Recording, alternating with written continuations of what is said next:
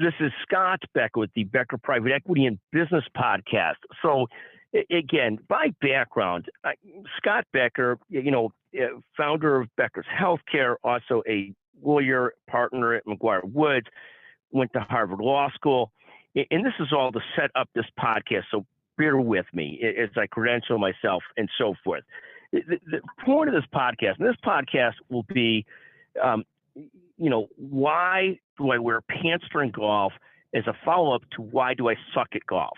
And so the reason for this title, and I know it's a long title, I do all these different things. I used to write these long strategy pieces, and I found, notwithstanding my Harvard Law education, thinking I'm very bright, that very few people would read them, that they were far more interested in our short-form journalism that gave them the facts and a couple quick things and so forth. Similar with my private equity podcast, we've done thousands of episodes, we've got millions of downloads, and of all the sophisticated talks that I give, one that I almost got the most comments on and the most downloads on was a podcast titled, Why Do I Suck at Golf? And so these two topics, why I wear pants during golf and why do I suck at golf, I think are very closely related. People will ask me, it'll be 80 degrees and I'm still wearing my golf pants versus shorts. And the same quality that leads to that stupid decision is the same quality that leads to me golfing poorly. And I'll try and explain. When I don't change into shorts for golf, it's driven completely by, almost never by deep thought.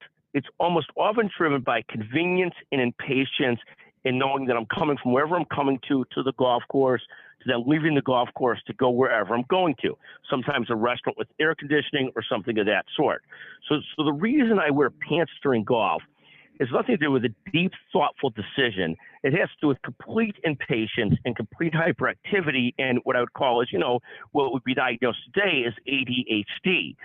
And so when I look at that and I try and couple together why I've put so much effort into golf and I'm still not nearly as good as some of my friends that aren't that athletic and that aren't that smart. I named them my name last time, but they took offense. So I'm not naming the two of them by name again, but they've become better golfers than me. One of my friends at the golf course the other day said, of course you missed that putt. You were on your phone till literally 15 seconds or 20 seconds before the putt. You can't possibly focus and be in the game if you're doing that. So this podcast goes to this concept of, all these golf teachers and pros talk about, you need to slow down, have a routine, set yourself up, visualize the shot, plan to where you're going to hit, try to understand your potential miss, and do those kinds of things. And these are things that make tremendous sense, but they are virtually impossible for somebody who is a caffeine drinker and has the level of attention deficit disorder that I have. And so this is how this all ties together. When people ask me regularly, why are you wearing pants on the golf course when it's 80 degrees? And I want to pretend like it's because I want to look like a pro golfer. Some of the great pro golfers wore pants when they played. But the reality is, it really comes down to convenience and patience and the inability to want to change and do and make that change and take the time to do it, which is probably the same reason why at the end of the day, I suck at golf.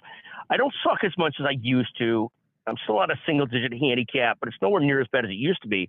But I'm still not nearly as good as I should be, given my athletic prowess compared to that of my friends, whose athletic prowess is awful, but they're better golfers than me. And it's certainly not a mind thing. I'm certainly more intelligent than those two friends who kick my butt in golf constantly. In any event, today's discussion is, why do I wear pants at golf as a corollary to why do I suck at golf?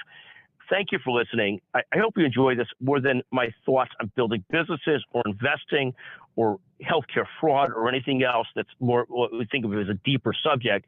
What I find is often, unfortunately, when I'm poking fun at myself and not using my deeper brain, people react better to my podcast. Feel free to text me, 773-766-5322, with any comments or thoughts you have on this podcast. Thank you for listening.